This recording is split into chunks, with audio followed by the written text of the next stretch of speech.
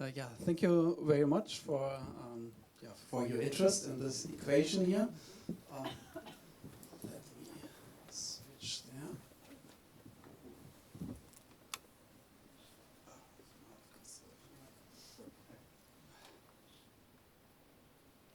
there. Yeah, let me start by introducing myself and the company I work for. I'm Ansgar, as was already said. I'm a senior data scientist at GetYourGuide, and I have been at GetYourGuide now for 6 years, and before, overall now work as a data scientist for 10 years. And at the beginning I worked a bit with R and Scala, but then since Felt forever I work with Python and PySpark. And the company I work for is called GetYourGuide, and it's a marketplace for travel experiences like the ones that you can see here. I think in Europe we are the market leader, and in the US we are trying to get there. Here are some numbers about GetYourGuide. Interesting might be that the headquarters is in Berlin, with roughly 500 people working from there, and very international, so 80 plus nationalities. But let's get to the topic of this talk, semantic vectors. Who here knows already what semantic vectors are? Okay, so roughly half, then I will briefly introduce them. This is just an example. So I used these travel experiences that you can see on GetYourGuide as examples, and on the left side you see some experiences from Groningen. I try to pronounce it correctly. I think I will switch to just say Groningen because I cannot really do it. And on the left side there are 2 examples from Paris. And you see already an important part of these semantic vectors, that things that are semantically close, they are also the vectors are close. That's the most useful property of them.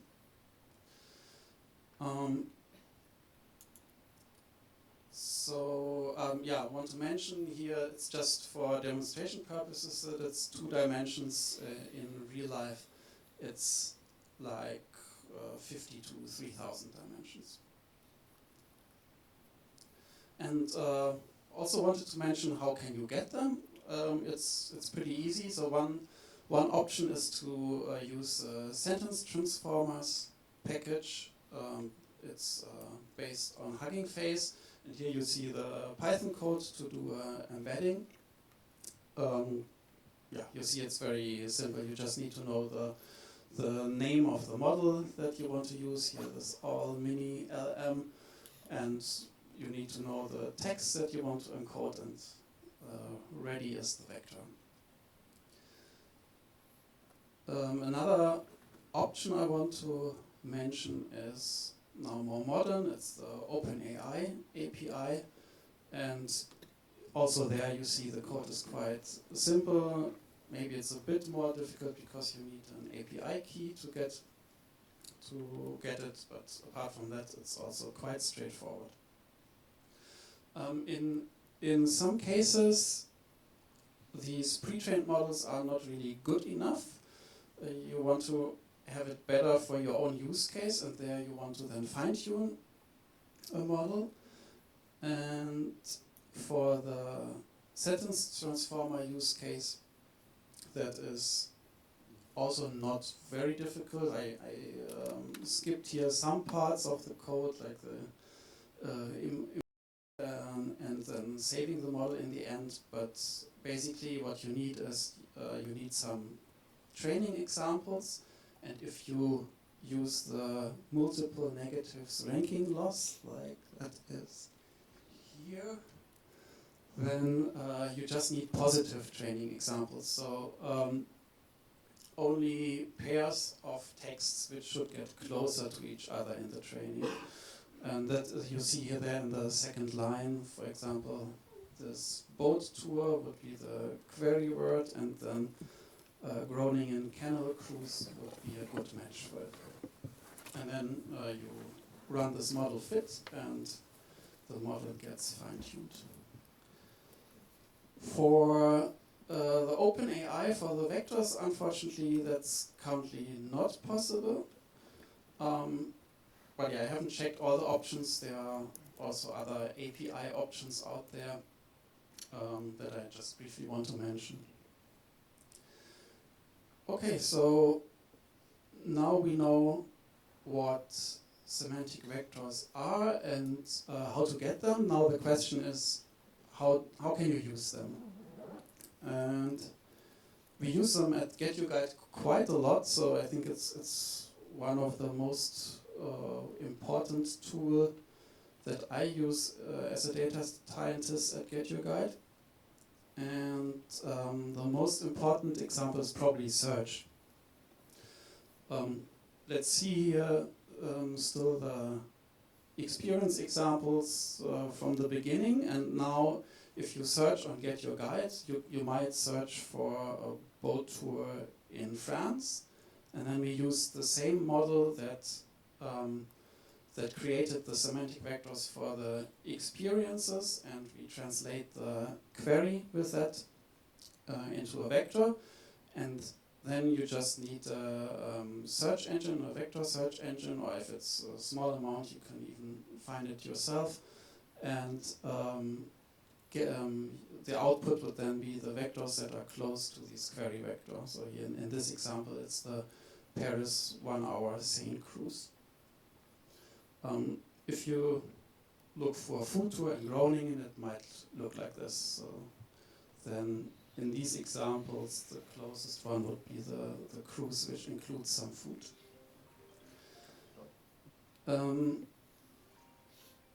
Actually, at GetYourGuide, we don't just do this vector search, but we do a so-called hybrid search, which is state-of-the-art. It's a combination of vector search and the traditional keyword search, but that we presented last year. You can find it in the link. I will try to share the slides afterwards. And as was mentioned before, like this is also the technology that is used a lot for RAG, for Retrieval-Augmented Generation, where the LLM, like ChatGPT, gets the opportunity to request an API, and behind that API you can put a vector search, and that's an approach that we also use at GetYourGuide for an internal tool, but we also try to plug it into ChatGPT. Okay, so that's the most important use case of these semantic vectors. This is how it would look at GetYourGuide. So if you type in the boat tour in France, then these are the results that you would see. The second use case is categorization and ranking. So in this page, it's a web page of the Groningen cruises and boat tours. I simplified it a bit here for the demonstration, and on those pages we show them the matching experiences, and the vectors are used in two ways. Like one is which experience actually fits to this page, and for that we used to use the vectors until half year ago, like only the vectors, or only decide by the vector similarity if it's included or not. Since then, we also included an LLM step at the end, so that a kind of ChatGPT decides at the end should it be connected or not. But we still need the vectors so that this last step doesn't get too much data. And the second part, how we use it, is in which order do these activities make sense for the page. And there one part which is used for the order is how close is the vector, let's say, of this activity to the vector of the category. So also an important use case. And the final one I wanted to mention is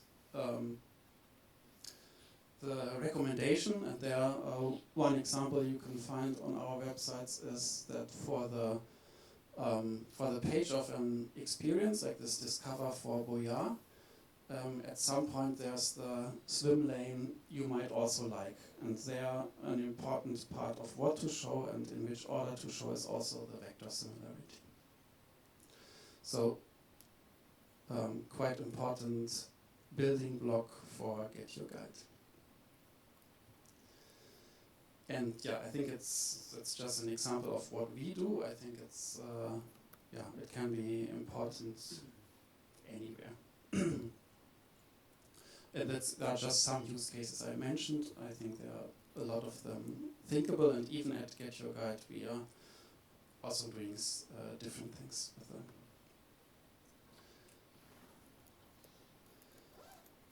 So this is how the vectors can be used. Now the core topic of this talk should be that you can also calculate with these vectors. So it's about vector arithmetic. And there the main idea is from 2013, where the most important example is this king, queen, man, woman example. If we have these word embeddings here, then in the example you already see that if you take the vector from queen to king and you compare to the vector from woman to man, they look pretty similar. And that's what you actually see in real embeddings, in real vectors. And that means that if you do the calculation and you start with the king vector and then you subtract the man, and then you add the woman vector, then you end up at queen. So it's a pretty nice property that you can calculate, and you actually get what you would expect from the semantics of the words. And it is not just nice, it's also quite useful. And there I want to mention how we used it at GetYourGuide, and some ideas on how they can be useful for additional purposes. The first thing that I want to mention that you can do with such vectors is take averages. So let's say we want to take the average of all the Groningen activities, the experiences on the right side, then it looks like this one. So that would be the average Groningen vector, and if you take the average of the Paris ones on the left side, it would be like this. And you might say, okay, now we have this average vectors. What does it help me? So for us it was useful, for example, to get category vectors from well-performing experiences. When we wanted to first rank the experiences on these category pages, we had already vectors for the activities, for the experiences, but we didn't have vectors for the categories, and it wasn't so straightforward to get them well from a model. So we just took the average of the well-performing experiences, and that was a really good starting point as a vector for the category. So averaging can give you quite some good vectors and useful vectors. Second thing you can do is to remove aspects of the vectors. In this case, let's stick to the location part. So we can remove the location from these experience vectors. That means from the Groningen one, we subtract the Groningen vector, and from the Paris one, we subtract the Paris vector. It's like this, and then the result would look like this. So these are now the ones without the location part included. And in real life, or the one textbook thing of how this can be used is also gender. So you can remove the gender, and then you remove the gender bias of your models. That's one idea that's often comes up in this scenario. And there it's not necessarily that you subtract the man or woman vector, but you can also find which dimensions of the vectors represent the gender, and then you remove that dimension, and by that you remove the gender bias. In our use case, we used it to get combined category vectors across different locations. So we might have few data in single locations, but if we can combine them across locations, then it makes much more sense.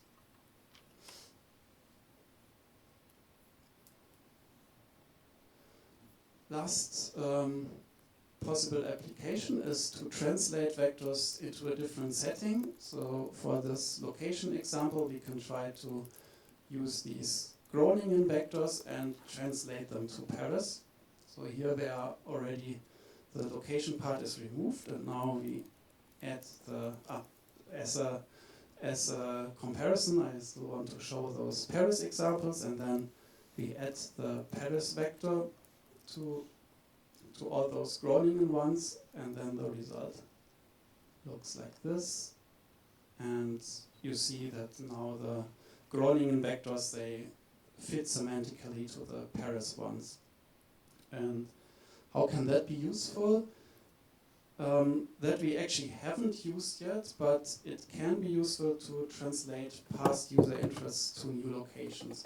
So let's assume there was a user who last year has booked a canal cruise in Groningen, and now they are looking at a Paris page. Then we know, oh, maybe this user might be more interested than others in this 1 hour same cruise.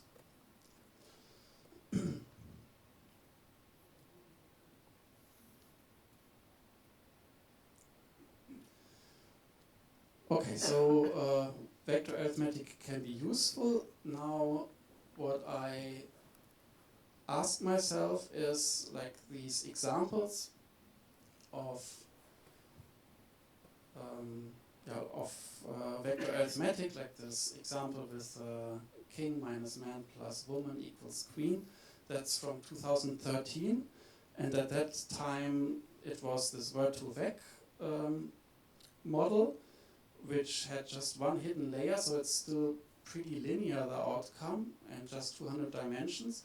So the question is, does it even still hold nowadays with these very huge models? And I didn't find a lot of literature on the topic, so I thought, let's investigate. And I also found that even from that time, like the link here is from 2019, there was some criticism to the equation, and the author wrote, if I do this, then mostly if I do king minus man plus woman, I end up back at king, so back at the starting point. So yeah, I wanted to check with our data, does it still work for modern models, and do we also have this problem of ending up at the starting point? How did I test that? I just selected 3 big locations where we have a lot of experiences. I think it was Rome, London, and Paris. And then I selected 5 GetYourGuide categories, also bigger ones, but not in the same direction. And for all choices of source location, category, and target location, I then did the following. I did a calculation, and I tried to find the closest matches, closest matching experiences for that calculation. And the calculation is that I take the average of all experiences which are in the source location and which are in the selected category. and then I subtract the average vector of the source location, and I add the average vector of the target location. And then, of course, I want the result to be in the target location, so then I check which are the closest experiences, and they should be in the target location, and ideally they also should still be in the chosen category. Okay. I checked this for 40 different models, ranging from very simple and old, like this Word2Vec, to very recent, like this OpenAI's text embedding 3 large, and compared, and here are the results. So the best one was actually a quite small one, but a pretty recent one, and it's small because it's the one that we use for semantic search, so it has to be fast to translate a search query live. And what probably helped this model is that it was fine-tuned on data that is very good for what I tested. So it was fine-tuned on location category queries, and as a counterpart of a good match on well-performing experiences from these queries. Second best and really close was a non-fine-tuned OpenAI, like the recent text embedding large, and there it even was perfect in the location part. So it cannot, maybe it's not surprising that it doesn't know as much about our categories as the fine-tuned model, because category is a bit vague, so maybe you could even say this OpenAI is the winner. About accuracy, it's 50% accuracy overall. So for the location part, as I said, it's up to 100%. For the category part, up to 60%. But as said, it's also a bit more difficult to match the categories. And there were also really bad results, for example, for models that were fine-tuned differently. So we have a model for categorization, which is only fine-tuned on category and not on location. That did very bad, and also the Word2Vec did very bad. And there I think it's because it's a model just for one word, so if you apply it to a whole title of an experience, it gets the average of all the word vectors, and that doesn't perform so well. Okay, so what are the learnings? So I would say arithmetic works with these semantic vectors, but it doesn't work perfectly. Still, I said we had good experiences using it, so I would still say it's worth to do it, also with the modern models. Complex models work better. That could be a bit surprising, because I thought, with this a lot of layers, maybe this kind of linear calculations don't work so well anymore, but the findings are different. Fine-tuning has a big impact, so what you fine-tune on should be what you test on. And I actually, in the examples, I also saw often that the closest match was actually the starting point vector. For this OpenAI model, that didn't happen. I said the location was 100% correct, but for other models, even for the more modern ones, I still saw this.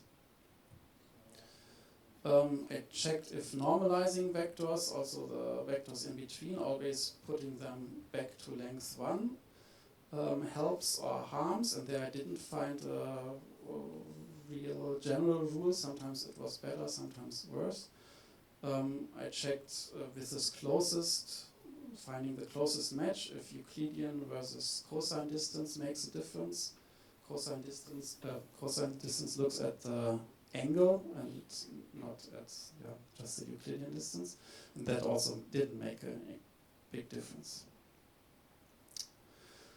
Okay, so those are my findings. Then we only have to answer the equation from the title of the talk. So Eiffel Tower minus Paris plus Groningen. What is the result? Does any of you have a...